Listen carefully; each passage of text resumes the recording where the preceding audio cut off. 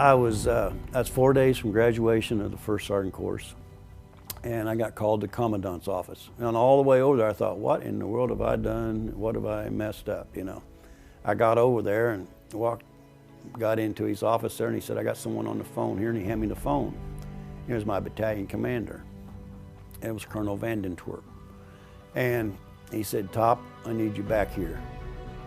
We got wheels up in 72 hours.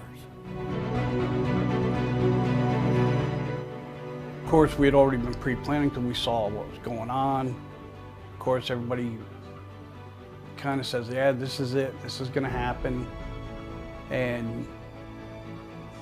But the battalion was ready because we had just gone through a major deployment for 3 months. All of our stuff was pretty much still packed. Basically, all we had to do was double check everything and then front load it on C5s and C-141s. It was a true emergency deployment. There was no ifs, ands, or buts about it. It was like, as soon as they said go, you're gone. As soon as the scouts were told to launch, you'd go out to the aircraft, launch. Just 2 hours ago, Allied air forces began an attack on military targets in Iraq and Kuwait.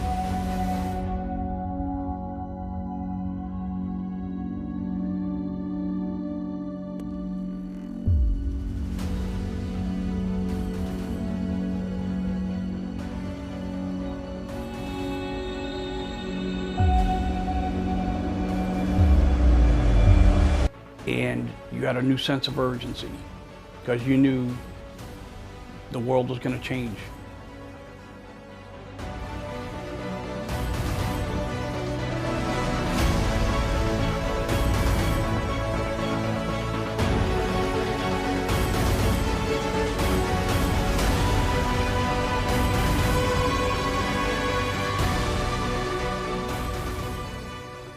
It was pretty amazing.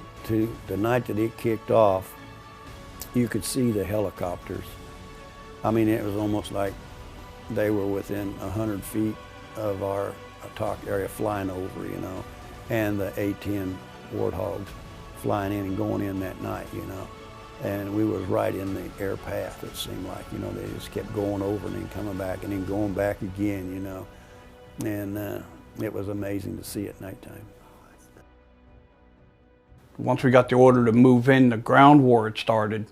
That's when we officially went in and took over Cobra. I think, to me, what was the epitome of what my unit was able to do, we'd done a lot of good things, but the epitome of what we was able to do was we're the ones that put the road crater across Highway 8. That huge road crater, there's pictures floating around out there. And that was all carried in on the back. All that explosives and demolition charges and everything was carried in rucksacks on men's back. We just know that we were there for the duration if that's what it took. And that was what you had to, you know, focus or impute upon your men. You know, you're here to do a mission and we'll be here until the mission is complete.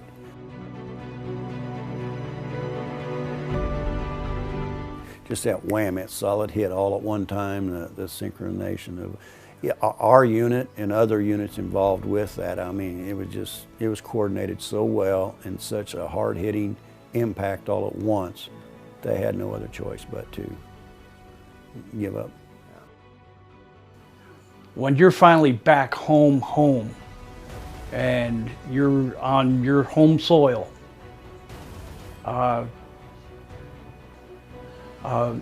that's when the colonel says, get your guy down together.